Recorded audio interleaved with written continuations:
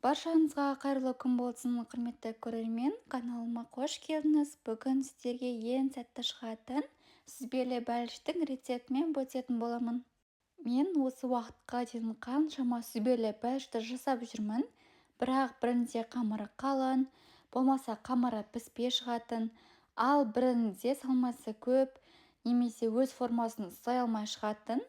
Бүгін сіздерге ең сәтті шығатын, ең дұрыс шығатын сүзбелі бәліштің рецептімен бөлісетін боламын. Рецепттің описание бөліміне толықтай жазып кетемін, яғни осы пирогтың аты жазылған жерді бассаңыз, описание бөлімі ашылады. Ендеше сүзбелі бәлішті бастайық. Ең алдымен қантымызға жұмыртқамызды салып, жұмыртқаның ақ уызы мен сары уызы бір-біріне араласқанша, қантымыз ерігенше шанышқының көмегімен жақсылап араластырамыз.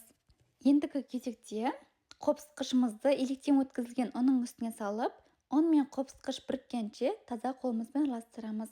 Оның үстіне сары майымызды салып, сары май ұнға біріккенше, яғни үгітілгенше жақсылап қолымызбен араластырамыз. Достар, айта кететін жағдай, сары май бөлме температурасында тұрса, ұнымызға оңай әрі жеңіл бірігеді. Мендегі сары май тоңазытқышта тұрғандықтан ұнға бірігуі үшін шамалы уақытты алды. Сары май ұнға біріккеннен кейін алдын ала дайындалған жұмыртқа мен қант қосылған массамызды осы ұнның үстіне қосып, таза қолымызбен песочный қамыр илейтін боламыз.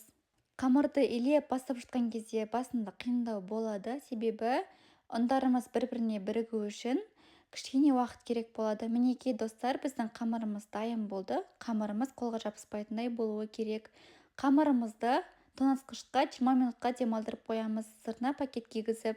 Осы орайда салмасын дайындаймыз. Салмасы үшін қант, жұмыртқа, сүзбе, крахмал және де 20% қаймақ қажет болады. Салмамыздың қоспаларының барлығын бір ыдысқа салып болғаннан кейін, салмамыз бір-біріне бірігіп, толықтай араласып, массамыз сұйық болғанша, миксердің баяу қозғалысынан бастап, қатты қозғалысына дейін бірнеше минут көлемінде араластыратын боламыз. Достар, менің YouTube каналымда түскі асқа, кешкі асқа дәмді ыстық тағамдардың, одан бөлек түрлі тәттілер, торт, пирогтардың, және де салаттардың, фастфудтың рецепттері бар.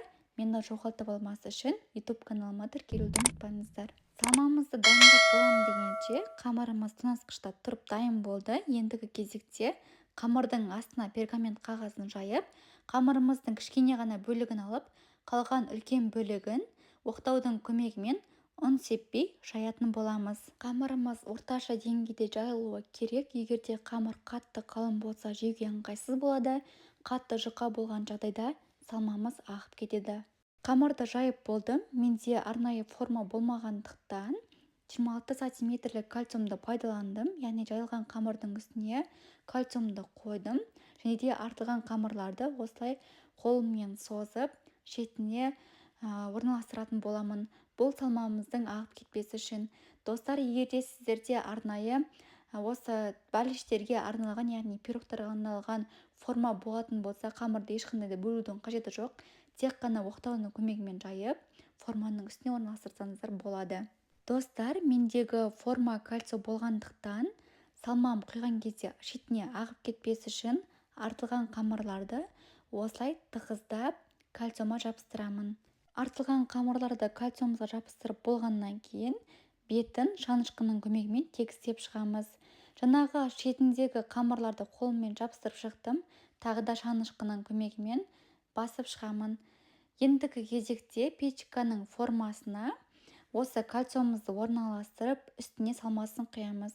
Осы орайда печкамызды 200 градуста алдын ала қыздырамыз да, салмамызды толықтай құйып болғаннан кейін, сәндігі үшін түрлі жемістерді пайдалансаңыздар болады. Мен бүлдірген деп аталатын жемісті пайдаландым. Достар, жеміс қосу міндетті емес, бірақ та әдемі көріну үшін қоссаңыздар да болады. Немесе бәлішті толықтай пісіріп болғаннан кейін бетіне құлпынай қойсаңыздар да болады. Бірақ жеміс міндетті емес. 200 градуста 35 минут көлемінде пісіріп аламыз. Ескертемін, әркімде пеш әрқалай қызады. Сондықтан да бәлішті пісіріп жатқан кезде барынша назар аударғандарыңыз жөн. Бәліш піскеннен соң толықтай суытып барып, тоңазытқышқа 1 немесе 2 сағатқа қойып қоямыз. Тоңазытқышта бәлішіміз тұратын болса, өз формасын жақсы ұстайды, кескен кезде де оңай кесіледі. Тағы да ескертетін жағдай, бәлішті пісіріп болып сразу кесетін болсаңыздар, салмасын ұстай алмай, бәліштеріңіз сәтті шықпай қалады. Сондықтан да барынша суытып барып кесіңіздер. Достар, мінекей біздің сәтті де нәзік, әдемі бәлішіміз дайын болды. Бізге ас болсын. Сіз де мен ұсынған рецептпен жасап көріңіз. Ең басты нәрсе YouTube каналыма тіркелуді ұмытпаңыз.